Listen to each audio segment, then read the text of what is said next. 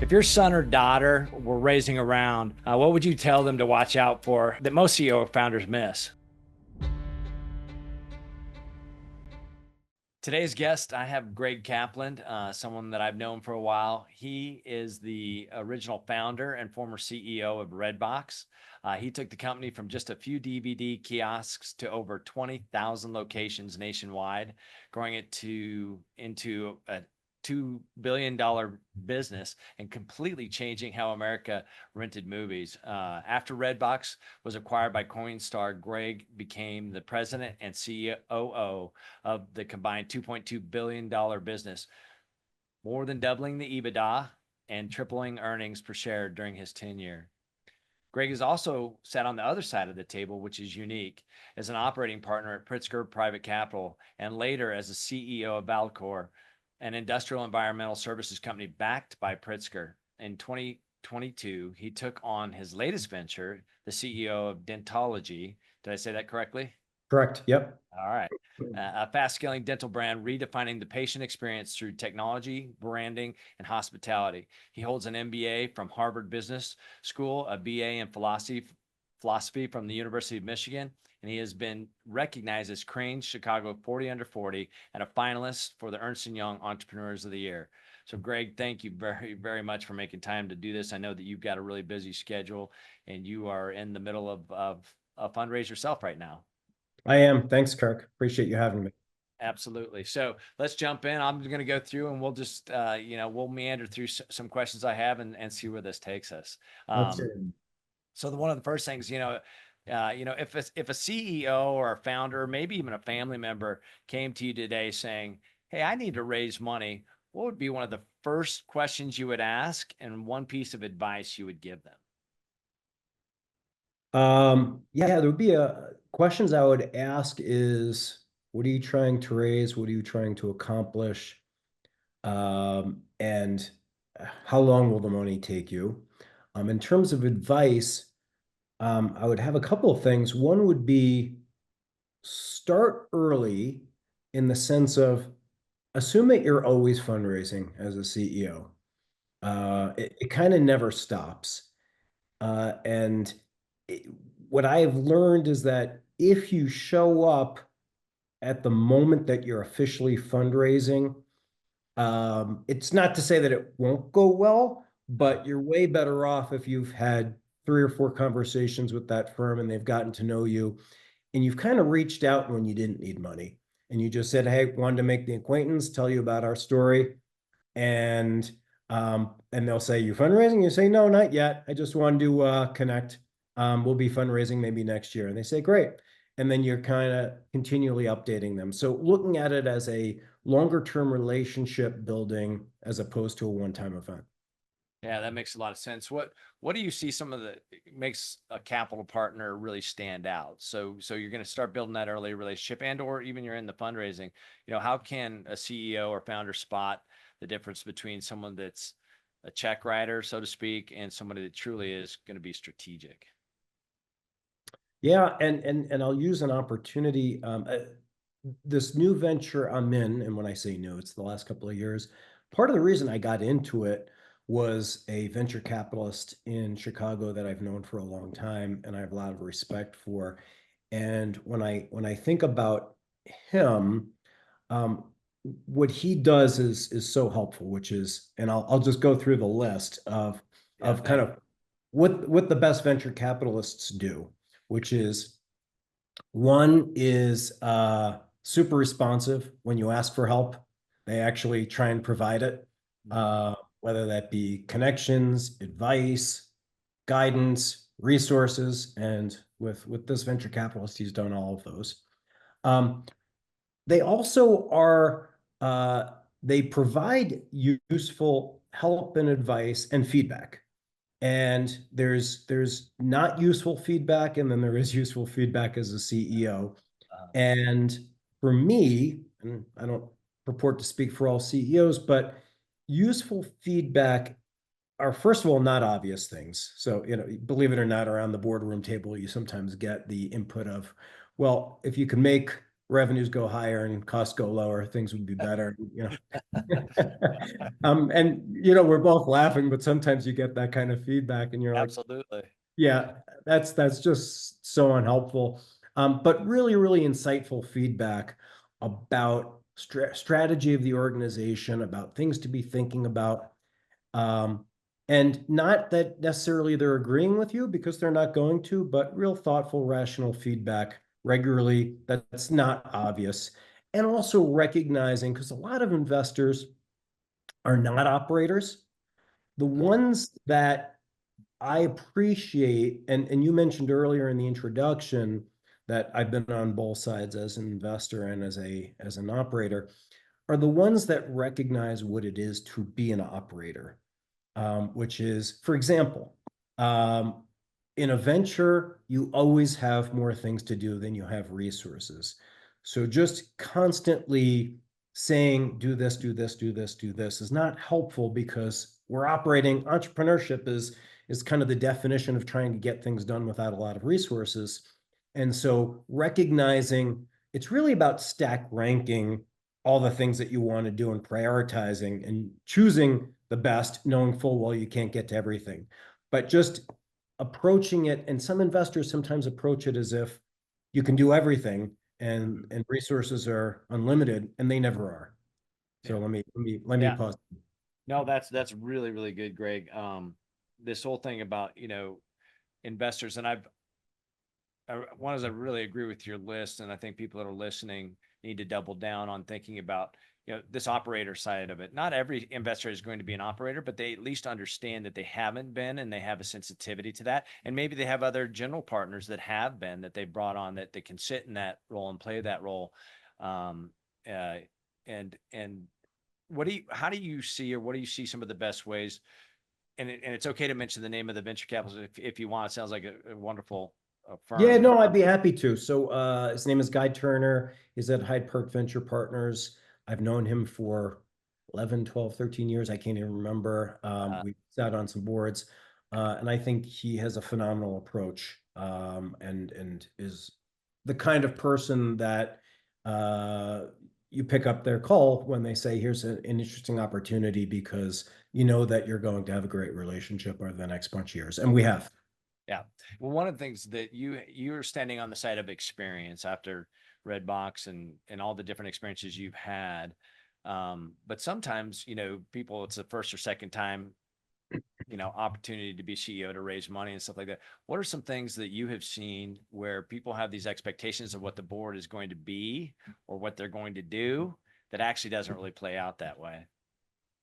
Well, I think there's often, back to the point that we are just talking about, there's often an expectation that the board/investors are going to be super forthcoming with all of those things, Mhm. resources, guidance, connections. And the answer is they sometimes are. The best ones are continually, and they always have time for you. But some venture capitalists, they're interested in doing the deal and then they kind of move on. Uh, Uh-huh. and so I think that's one expectation. And I would suggest if you have the option, and in tough environments, you don't always have the option of where you take money, but if you have the option, I suggest you do a lot of diligence on the folks you're talking to. And also look at the signs, which is, are they, even in the fundraising process, are they responsive? Are they, uh, do they come back to you when you're asking for things?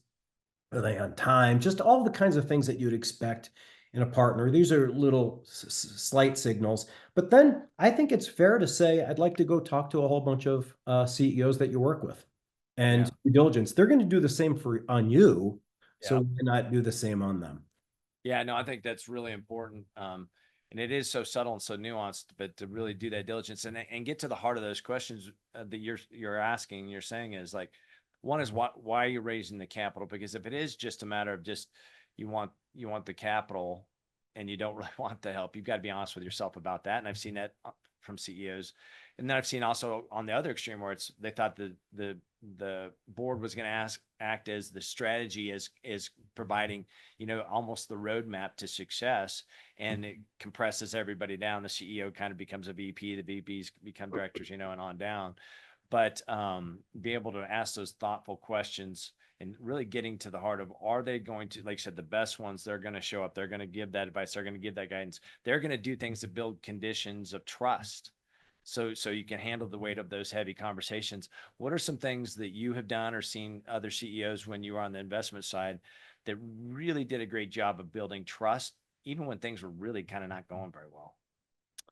Well, I think number one is you have to be transparent and candid and honest.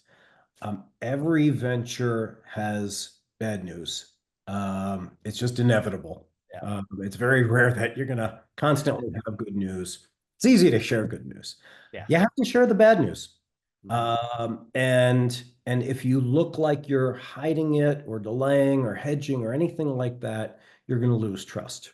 Mhm. Um, in addition, there's little things that you can do with your board investors that I think build trust, like saying, hey, anytime you want to talk to anybody on the team, feel free. Like, you don't have to go through me. It doesn't need to be a highly orchestrated event.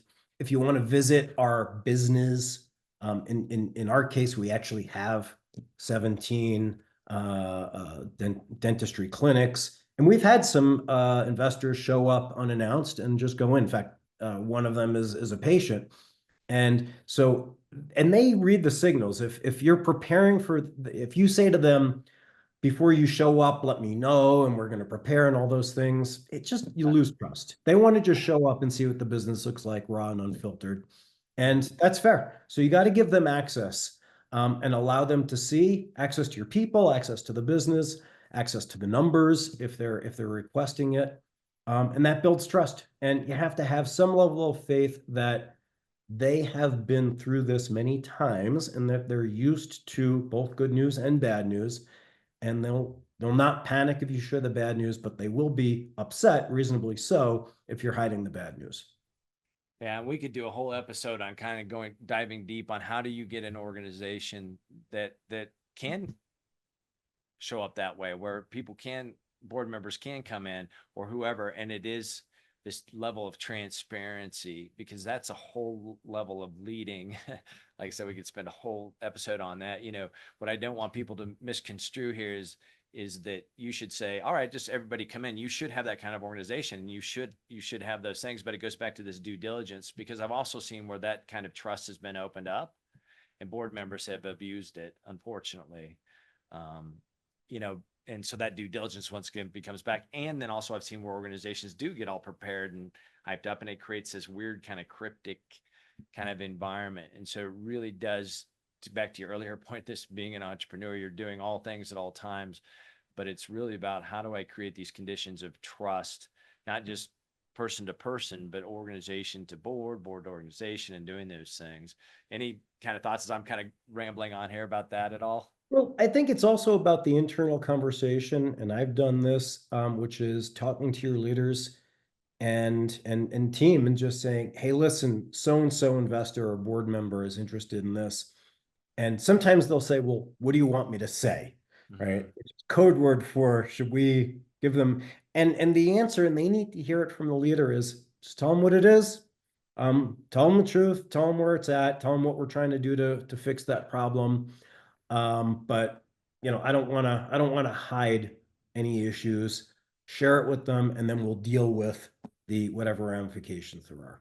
Yeah, yeah, and I've seen some of the most colossal train wrecks of organizations that otherwise could have been wildly successful by shaving down the truth, by setting up these the slight things, and it's um, and that's once again that's just the reality of being able to be that open and being able to deal with that. Have you seen before? And if not, I can speak to it a little bit. Where board members have misbehaved in that kind of tree of trust. Not recently, but way back in my career, yes. And uh, maybe that gets to another, back to your original question of, what do you look for? Um, if you have the option and there's multiple parties that are interested in working with folks that you also know and trust and that Mhm. are high integrity and where you say, listen, I'm going to have at least quarterly board meetings, maybe more than that for many, many hours. Like, is this somebody that I want to be working with on a regular basis? Mhm. And doing your diligence on that because yeah, there's every now and then there's some bad actors who are not playing by the same rules, and it's really demoralizing for everybody. And I've tried later on in my career to say I only want to work with people that share the same set of values. Yeah, and our listeners, that I want you to repeat what you just said there because I think it's really important. It's lessons that I've learned by watching other CEOs. So say that again. Which part? The part about as you've gotten further in your career, you've really learned that you want to work with people that Yeah, yeah. I mean, I think, Kirk, I think you and I have talked about this in the past, which is early in my career, I got advice to write down lessons. Um, and and they're lessons that are either it's been things I've seen other people do, and they could have been right or wrong. In some cases, I look and I say, "Oh, that person just did something really phenomenal. I need to make sure I do that." Or it's looking at myself and saying, "Did I do something right or wrong?" And there's examples of both of those. And so as I've gone through different companies and experiences, I've written down these lessons. It's now in Evernote, and it's hundreds of those. And every now and then I go back and review them. And by the way, I'm about to get back to your question. Um, and one of the things that I've noticed, and I noticed this maybe about 10 or 15 years ago, is that a high percentage of those lessons have to do with people, a disproportionately high.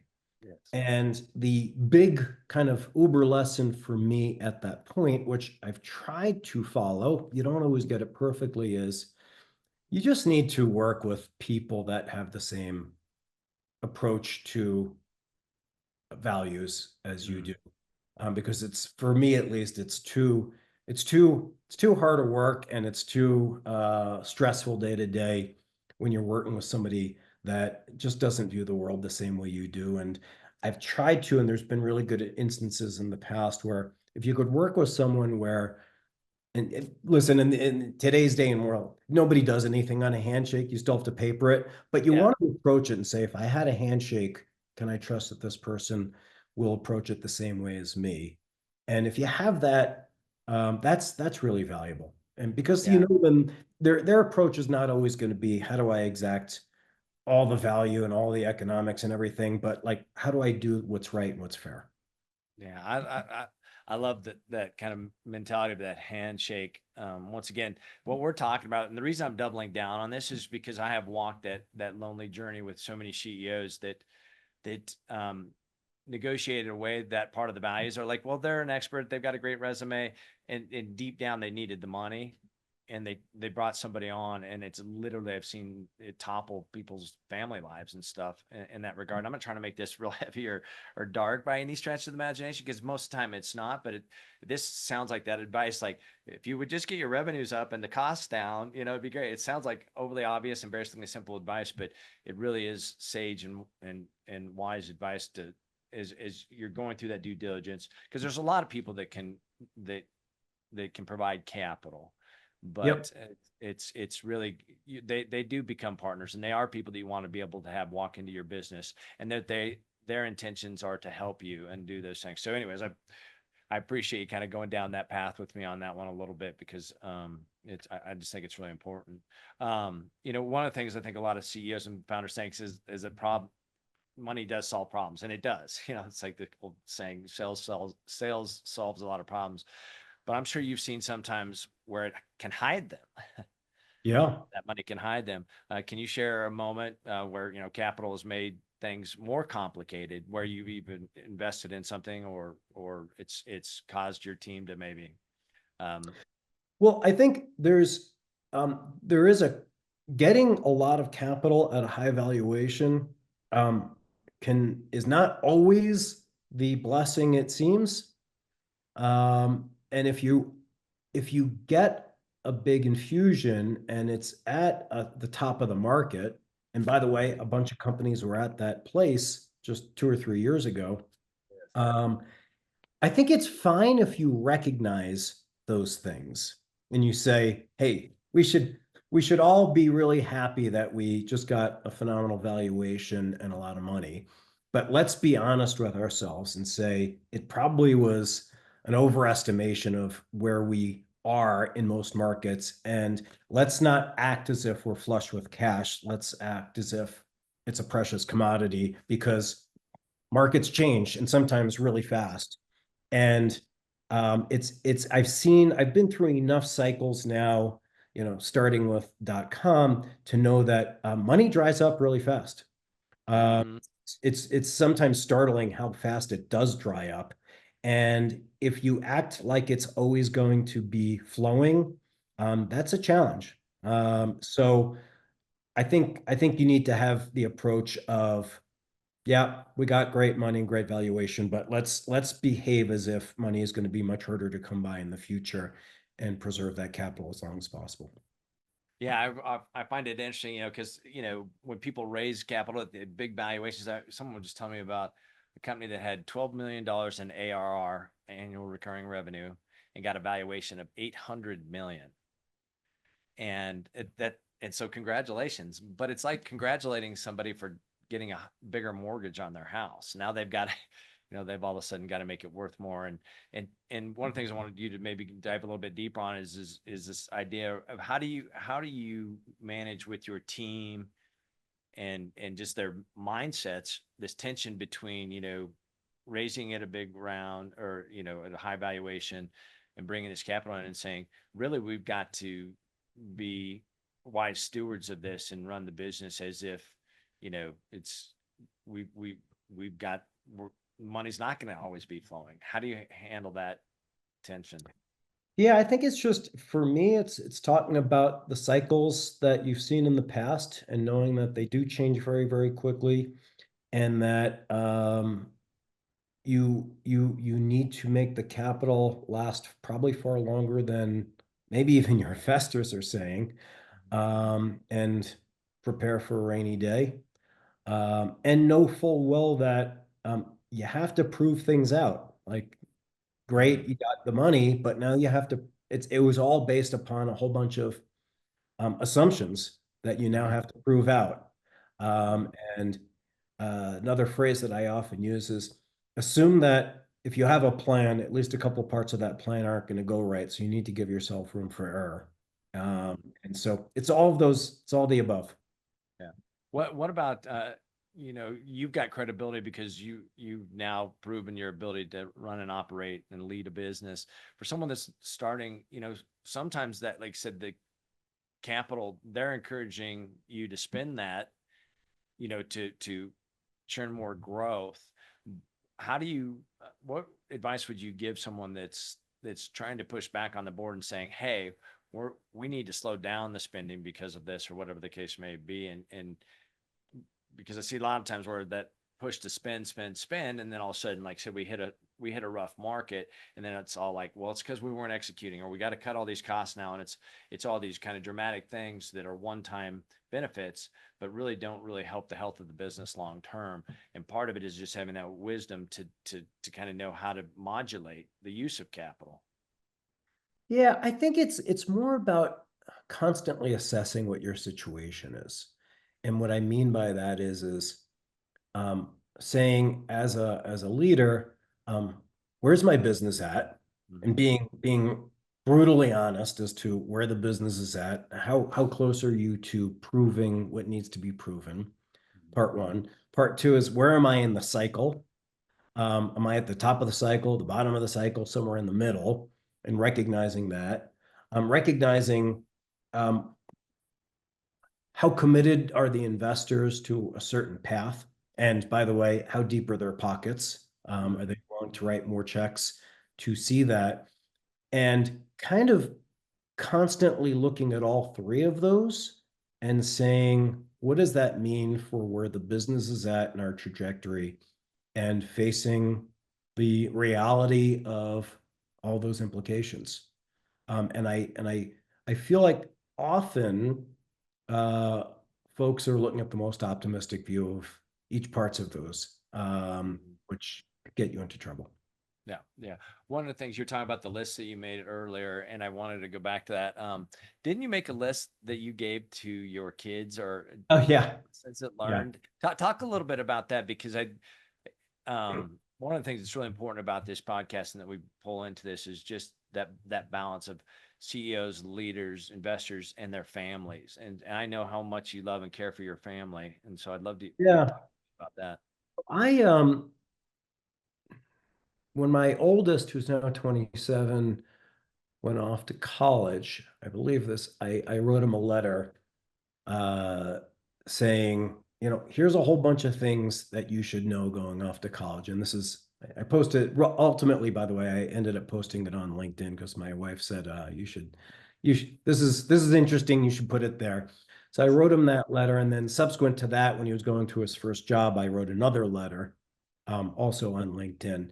And just going from memory on some of the lessons. For my son going off to college, there was a few, which was one was we're lucky enough to have resources, and you've had a really positive childhood in many, many ways. But you should count on supporting yourself when you graduate college. Um, and it's not the case that I can't help you, because I could, but I want you to go through college as if you're going to be supporting yourself, and that should be the expectation. And often people will read that as, oh, I should go into something that is lucrative. And that's not the message. The message is go into anything that you really like, but go into it with eyes wide open. And I think the message I had in the example was, you may say, his name is Zach, my oldest, you want to do nonprofit work. And I say, fantastic. That's wonderful. And if you've got passion for the cause, but just recognize that that probably isn't going to provide as much compensation as something else, which is totally fine. Yeah, On the other hand, you might go into something very high powered, great compensation, but recognize that you're going to be working really hard and traveling a lot, maybe. And yeah, just be coming back to that point that you and I talked about a little while ago. It's just that being brutally honest about these things, and also knowing you're going to be an adult, and you've got to support yourself.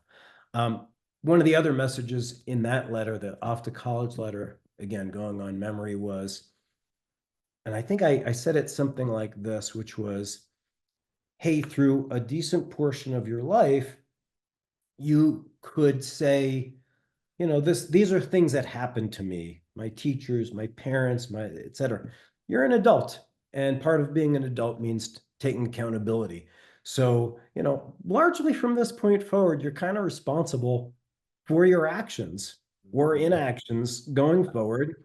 And your ability to say it's my teacher's fault, my parents' fault, my this fault, it kind of goes down over time. Take accountability. And if you don't like where your life is at, change it. Make the yeah, change. Like you're not on a path that is unchangeable.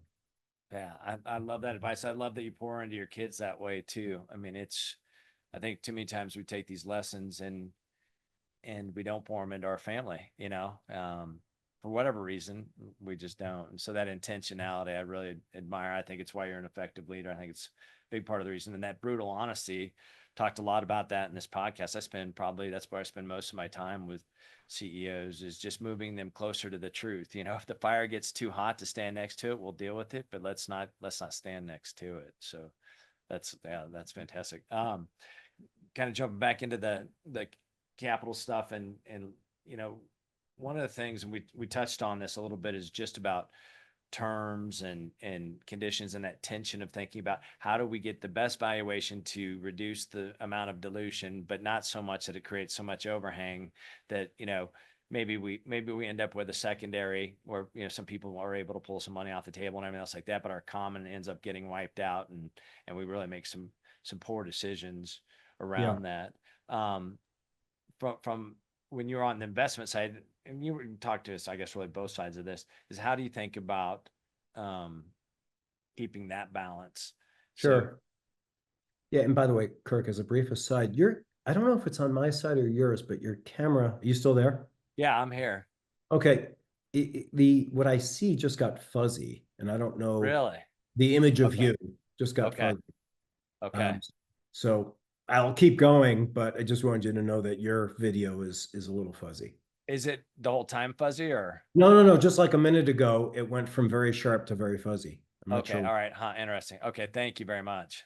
Okay. Yeah. Well, I don't know But what. I'll answer your Yeah. question, which is um, I tend to think about the the journey and recognizing that really the goal is build a good business, a great business, and then seeking the right exit. Mhm. And it's easy to forget that in each of the individual junctures that you go through, particularly with fundraising. And I've seen folks get very, very worked up by a couple of points of dilution here or there, maybe more with one party versus another. And it's easy to lose the longer term vision of, am I partnering with good folks that I could work with on a regular basis? And how does this position me for the long term exit, which is really what you're going for? Yeah. And recognizing that when you're at different points along the journey, a couple of points either way isn't going to matter as much if it sets you up for the right exit and the right outcome. And you have to constantly remind yourself of that because it is in the moment easy to lose sight of that. Yeah. Yeah. Yeah. That's a really good point. I think too many times people spend, which you need to pay attention to, obviously, but they spend so much time managing the cap table and forget that the ultimate goal is an exit. And there's some people that can give you an apple, and some people that can give you a watermelon. You got goes back to what we were talking about earlier. Um, what talk to me a little bit about, you were obviously an operator, got in the investment side, and then got back into the operation, as a CEO again. What what did that journey look like for you? Or what made you say, I want to get back in the game, so to speak? Yeah, I would say earlier in my career, when you're doing the intro, you mentioned it. We had a wonderful run with Redbox, where, and I've been through enough ventures now to know that often you don't hit your projections and your business plan. Every now and then the planets align, and you do. And for us, that was the case with Redbox, which is we hit our plan, we exceeded it, we went far past it. We didn't have any expectation we could get it to a $2 billion business. That was multiples of where we thought we could get it. And I enjoyed that journey. I enjoyed building a brand. I really, really enjoyed the esprit de corps of building a team. Mhm. And I still am in touch with a lot of folks, even though it's been now 12 or 13 years since I've left. But I'm still in touch with a lot of those folks. And I look back and I say, many of the folks that I hired and I'd like to say helped groom are now CEOs, presidents, founders of other ventures. At one point, I counted a couple dozen. And I take a lot of pride um, and just satisfaction from being part of a really great team, a winning team. So for me, trying to recapture some of that in later in my career has been the goal. One of the things that two things that I want to ask you about that I remember in our conversations. One is you have a hiring practice. I'm not sure you still use it. And I can't remember what you named it something, but it's where if anybody's that's coming in says, no, this we don't need this person on the team, then that person doesn't make it. And if love for you to Yeah. talk a little bit about that. And then I have a follow-on question. Another one of my favorite stories that you've told me. Yeah, so back at Redbox, we did something called unanimity-based hiring. That's what it was. Yeah. And I don't know, I don't know if I made up that term or if I borrowed it from somewhere else, but the idea was there was a certain time where we were growing really fast for a good 4 or 5 years. I mean, literally tripling every year. And I saw folks lowering or maybe having the temptation to lower the standards for hiring. Um, and and which is easy to fall prey to that, particularly when you're growing quickly, but knowing full well that the costs of hiring the wrong person are huge. So we put in place a process which was for every level of the organization that we hire, it had to be, we had that person, that candidate needed to have at least X amount of interviews. And it for the even the lowest levels, it may have been 3 or 4 interviews. For the highest levels, it may have been 7 or 8. You needed to Mhm. go through a full process, a bunch of reference calls, and it needed to be unanimous. And everybody in the organization that interviewed had an equal vote. And here's what it ended up doing is it ended up forcing some really, really good debates about candidates. Mm. Because what we would say is listen, if there's not unanimity, get yourselves in a room, spend a half an hour, everybody argues the case, and the rules are is you can't force somebody to change their vote, even if they report Yeah. to you. You can't intimidate them. And let's just have a discussion on the merits of that person. And then we all lock arms on whatever the decision is, which is either A, the decision is we're going to hire that person, and we all kind of signed on the dotted line. And actually, at one point, I think we actually had people sign saying I support this because it's very Uh-huh.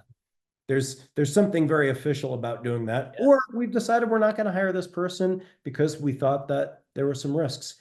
And Mhm. let's just get on the same page and then push forward. And it forced a lot of good behaviors. Yeah, I really love that. And people listening may be like, wow, how do you do that? And it goes back to what we were talking about earlier is how do you build these conditions of trust, these psychologically safe environments where board members can come in, where they can say what you need to say and stuff like that. I've seen too many times where people are saying, "Well, we're having an attrition problem," and the truth of the matter is they're actually having a hiring problem that's now showing up as an attrition problem because they didn't hire well. And you said you created these lists now that are in Evernote, and predominantly those are people related issues. So that's just one way. I'm not saying that's a panacea and fixes everything, but it's that level of rigor and discipline to understanding like pe people matter, not just their skill set, but and that mindset of saying you can't intimidate somebody even if they report to you to change their vote. Like that's a cultural norm that you can't just put into somebody's job description. That shows up in who they are and do they have those shared values that we started this whole conversation about. The other question I have for you, and I know the answer, but I'd love for listeners to be able to hear this, is come share with me and people listening how you guys came up with and all the intentionality that went into coming up with the name Redbox. Sure. So very, very early, and you know this, Kirk, but Redbox was initially a project at McDonald's Corporation. And I had come in, I'd been at a couple of different entrepreneurial ventures, um, was recruited to McDonald's to help them with, there was a moment in time, and this was in the early 2000s, where they were interested in building a bunch of other brands and businesses other than the traditional Golden Arches. And there was a little project that was called vending. And the thesis behind it was that vending is a large industry. It's very fragmented. It actually has some similarities with the fast food business. Highly distributed, trying to create a standardized process, in some cases franchised. And we observed that there were some very sophisticated vending that was going on outside of the US, Japan, Europe, but that didn't really exist in the US, where vending was limited to kind of Coke and Snickers bars and Doritos and things like that, and said there's an opportunity to do more. So that was the original thought process. And I that's kind of roughly when I got involved. And so we started testing a bunch of different kiosks. There was a video rental VHS machine that we had Uh-huh. imported from Italy and Israel and retrofitted for DVDs. There was something called an automated convenience store, which was a huge vending machine that had a couple hundred SKUs. And then we said, we probably need a some sort of name for this, because at this point we'd been calling it vending, and then I think we called it automated retail. We need some brand. And we had a firm do a couple of ideas, and they came up with something called, and they showed us this. It was a red cube, and it was C to the 3, and it was like convenience cubed. That was the thing. and it was red and it had a C on it for the third power. And we kept on there were 4 or 5 other options, but we kept on coming back to that. But we're like, we don't like the name, but we kept on calling it the red box thing. Yeah, And yeah. at some point in the midst of 4 or 5 meetings, and I can't remember the exact time frame because it's going back probably 20 years, I just said, well, we keep on calling it internally the red box. I said, why don't we just call it red box? And then that kind of stuck. So the logo of the cube, the red cube, stuck, but we called it red box. And in retrospect, it was accidental but surprisingly iconic and simple, which I think really good brands tend to be simple and easy and short, and stand out. And it worked. Yeah, no, I love that story. I've told that story a number of different times. Yeah, because you do think about all the effort and energy that goes into it, and sometimes it's right in front of us. So yeah, that's really cool. Um, so let's have a little bit of a lightning round here. I'll just ask a couple questions. You can answer them, and then we'll wrap up here. So what do you think is one of or is the biggest myth about raising capital? Biggest myth about raising capital. Boy, I should have a good answer for that, but nothing's coming to mind. This will be something you edit out. Yeah. Wh- that maybe the biggest myth, maybe there's a myth around it being kind of like a glorious part of entrepreneurship. Uh, I personally, and maybe it is for some folks, for me, it's always been a grind. Um, mhm. it's a massive amount of work, and it's not in the business, it's outside of the business, and it's very emotional. Lots of lots of ups and downs. And unless you're really lucky, it's far more rejection than it is acceptance. And often the rejection has nothing to do with you or the business, because you find out that a lot of investors just are not interested in this kind of business. It's outside their mandate. So I've always found it to be a challenging, stressful set of months. Yeah.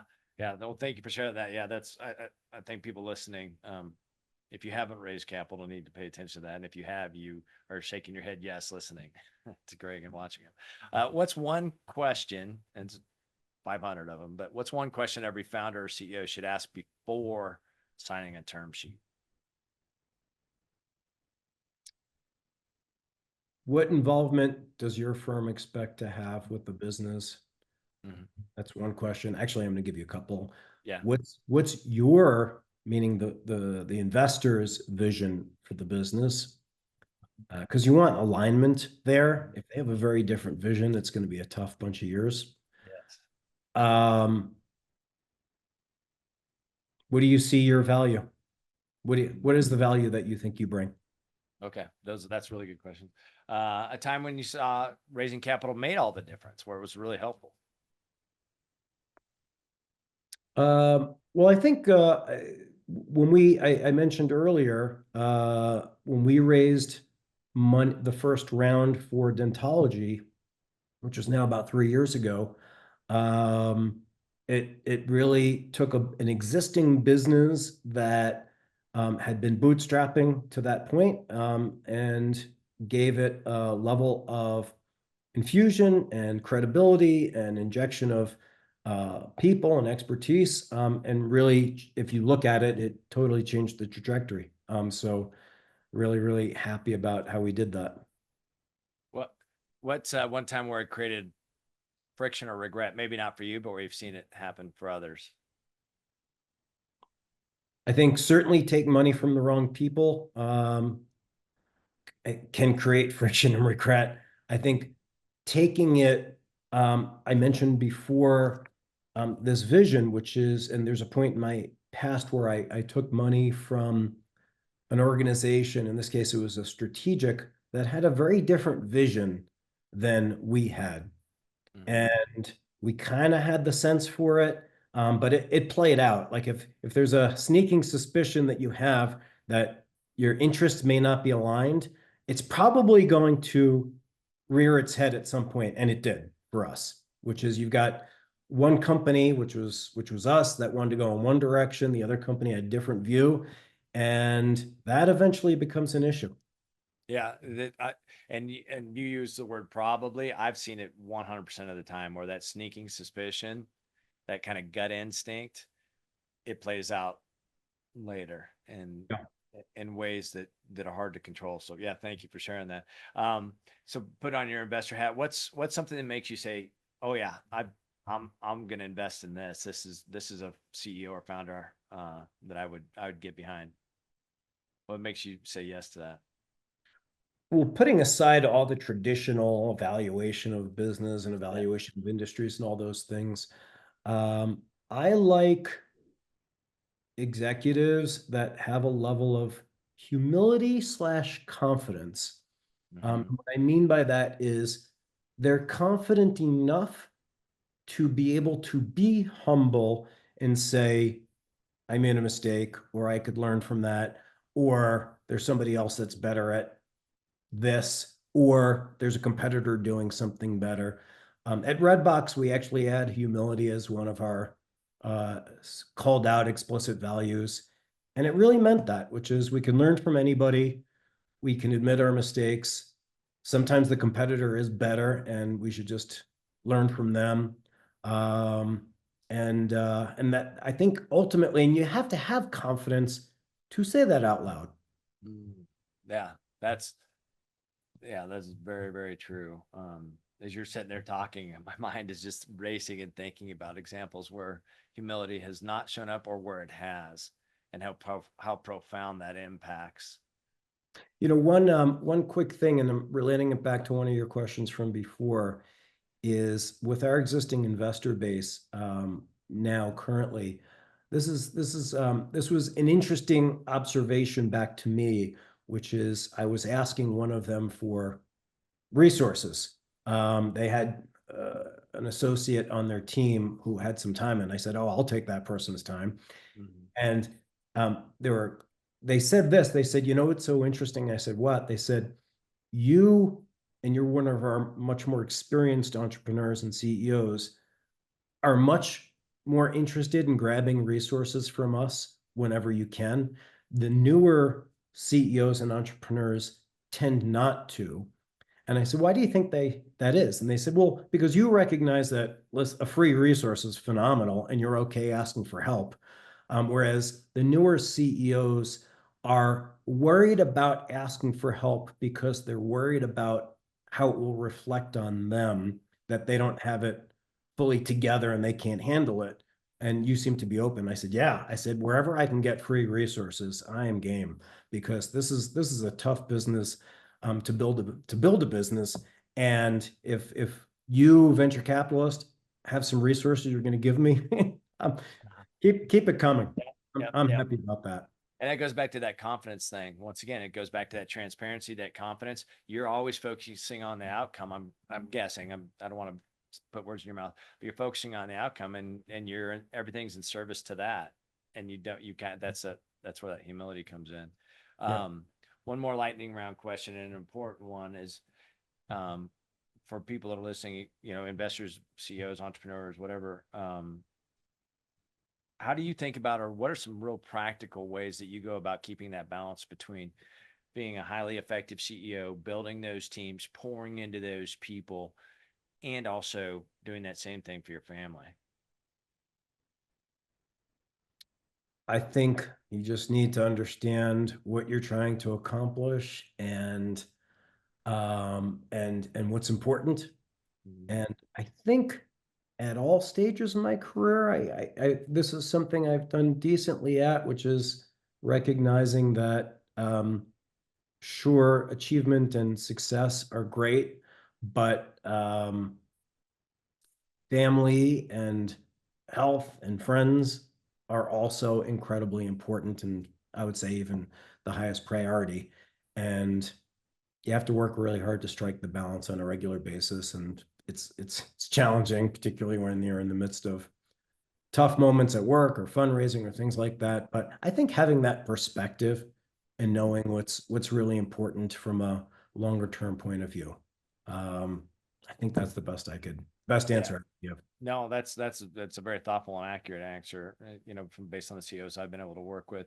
Do you think if you pulled out your calendar, it would reflect that? I know a lot of CEOs I work with say, man, I feel like I'm working for my calendar versus, my calendar working for me. And it's a struggle. There's not I've not found a formula or perfect answer. I think it's what you said is having that deep seated those values and kind of pattern matching against those along the way.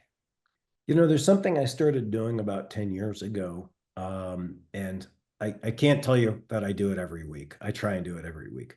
But I miss a whole bunch of weeks. But I usually try sometime between Friday afternoon and Sunday to look forward over the next 2 weeks in my calendar. And I literally have a checklist, and it's mostly focused on non-work things. And the checklist is kind of like, is there time on my calendar for my wife and I to be enjoying each other, and also, by the way, getting things done, because Yeah. uh, she usually has a to-do list that I'm the barrier, the bottleneck on. So there's that, and it's literally putting time on the calendar for those things. Yeah. Is there quality time for my kids? And I think you know this, Kirk. I've got 3 adult kids and 2 little ones. Yes. So how do I carve out time to connect with them? And it's literally putting times on for Zooms or Yep. taking the little ones places. Um, have I put in time to do a workout most days? Um, so and the list goes, there's stuff about friends, et cetera. It's about 10 or 15 things long. And by the way, as I mentioned at the outset, I don't get this done every week. I'm not that, I wish I were that proactive. Sometimes life just gets in the way, but I kind of always have, this is the stuff that should happen every week. Mhm. The work stuff is going to show up on your calendar no matter what. Exactly. But the other stuff, and this is kind of like the whole big rocks Mhm. story that people often tell, unless you put it on there, it doesn't happen.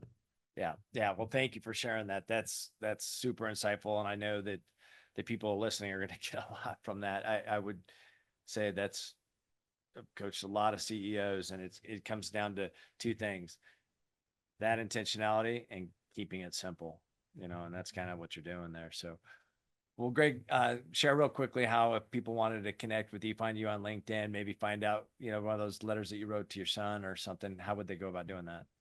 Yeah, I'm on LinkedIn, Gregg Kaplan, GreggKaplan. Um, and you should be able to, or you can Google probably Gregg Kaplan Redbox, and it'll probably take you to LinkedIn. Well, Greg, thank you very much for your time again. You provided some really great wisdom, and I really appreciate it. Thanks, Kirk. Great to connect again. Thank you for tuning in to the For You Leaders podcast with Kirk Dando. If this episode helped you think more clearly or act more decisively, that's good. But the journey doesn't stop there.